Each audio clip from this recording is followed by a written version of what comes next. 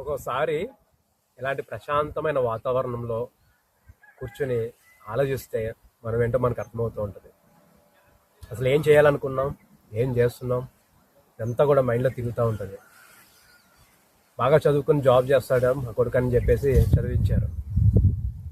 చదువుకుని కొన్ని జాబులు చేశా, సెట్ అవ్వాల. బిజినెస్ చేశా, లాస్లు వచ్చినాయి.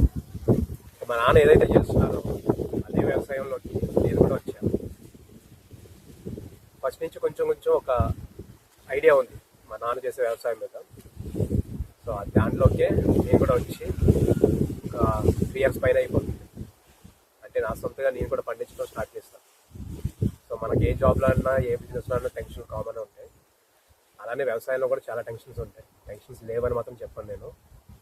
పంట మన చేతికి వచ్చి రేటు బాగుంటే రైతుని ఎక్కడికో తీసుకెళ్తుంది, లేదా ప్రకృతి వైపరీత్యాలు వచ్చినప్పుడు మొత్తం ముంచేస్తుంది.